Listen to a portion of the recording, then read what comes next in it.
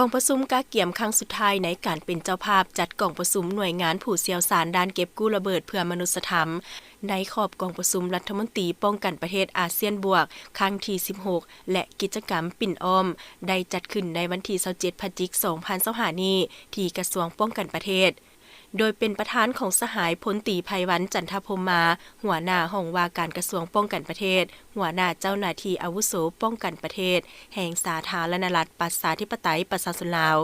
มีบรรดาอนุกรรมการคณะรับผิดชอบและภาคส่วนที่เกี่ยวข้องเข้าร่วมในกองประชุมบรรดาผู้ตั้งหน้าแต่ละภาคส่วนได้ผัดเปลี่ยนกันรายงานสภาพการต่างๆทางด้านความคืบหน้าและข้อคงค้างที่จะได้ปรับปรุงแก้ไขของทุกๆด้านอย่างละเอียดรวมทั้งการกะเกี่ยมด้านเนื้อใน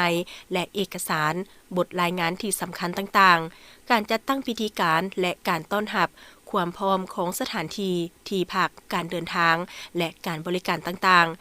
การวางแผนรอบด้านเพื่อรับประกันความสงบและความปลอดภัยให้แก่คณะผู้แทนทุกประเทศที่เข้าร่วมโอกาสนี้สหายพลตรีไพวันจันทพรหมมาได้แสดงความสมเสยต่อบรรดาคณะรับผิดชอบแต่ละภาคส่วนพร้อมทั้งเห็นดีเป็นเอกภาพเก็บกำข้อเสนอปัญหาต่างๆเพื่อปรับปรุงแก้ไขให้ดีขึ้นและได้เน้นหนักถึงความสำคัญของการเป็นเจ้าภาพในครั้งนี้ที่แสดงให้เห็นถึงบทบาทการเป็นประธานอาเซียนของสาธารณรัฐประชาธิปไตยประชาชนลาวเพื่อรับประกันการจัดกองประชุมประเทศอาเซียนบวกครั้งที่16สำเร็จตามคาดหมายที่วางไว้และได้รับมากผลสูง